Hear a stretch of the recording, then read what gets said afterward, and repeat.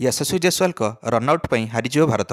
चतुर्थ टेस्ट यादगार 82 run innings खेलिले यशस्वी, किंतु गोटे रनआउट जो वंचित हेले शतकरू। फैन्स मैंने निराश हो गले कारण ऑस्ट्रेलिया प्रथम इनिंग्स 474 रन कर देथिला।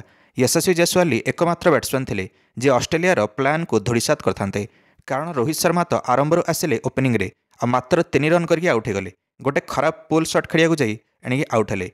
तापर केएल राहुल सहित पार्टनरशिप करथिले यशस्वी, किंतु पैट कमिन्सकर भयंकर इनस्विंगर बॉल रे आउट होगले केएल राहुल।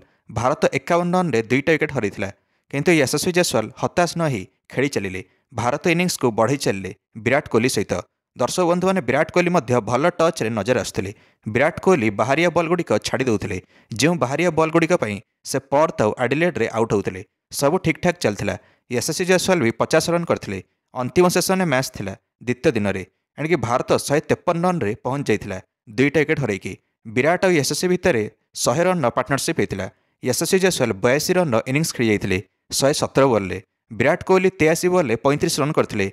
द्वितीय दिन में एणिक शेष होगापी अध घंटा बाकी थिला।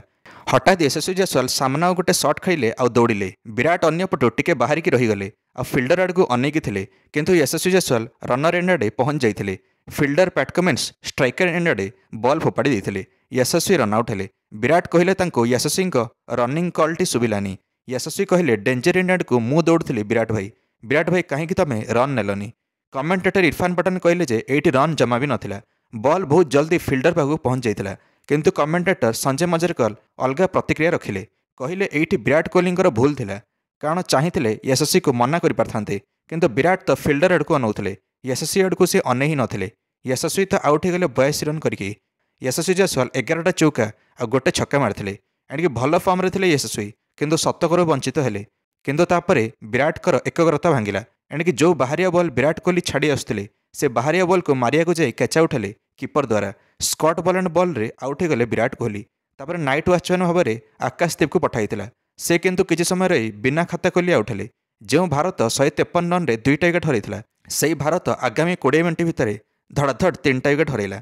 भारत दल द्वितीय दिन खेल शेष पर 164 रन में 5टा विकेट हरई सारी। बर्तमान ऋषभ पंत और रविंद्र जडेजा क्रिज्रे अच्छे। से यशस्वी रनआउट जो भारत बहुत पछे रहीगला। भारत आहरी 310 रन पछरे अच्छी ऑस्ट्रेलिया ठारू। जदि यशस्वी और विराट कोहली थांते द्वितीय दिन खेल शेष पर भी भारत निहाती 200 रन कर देइथांता। अन्यपटे रोहित शर्मा ठारू फैन्स माने निराश अछंती।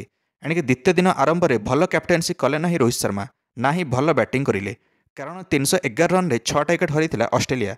द्वितीय दिन आरंभ में रोहित अटाकिंग बॉलिंग और फील्डिंग लगैथिले। भारत निहाती 350 भितर ऑल आउट कर देइथांता ऑस्ट्रेलिया को, किंतु रोहित या कले नहीं, जहाँफल बॉलर पैट कमिन्स भी 49 रन इनिंग्स खेलीगले मात्र 63 बॉल रे। ऑस्ट्रेलिया 411 रन करदेला जिते पैट कमिन्स आउट हेले। एणिक मोहम्मद सिराज तो गोटे भी विकेट नहीं पारे बाद 122 रन देदेले। स्टीव स्मिथ भी शतक लगेदेले। स्टीव स्मिथ 140 रन इनिंग्स खेलीगले 197 बॉल रे।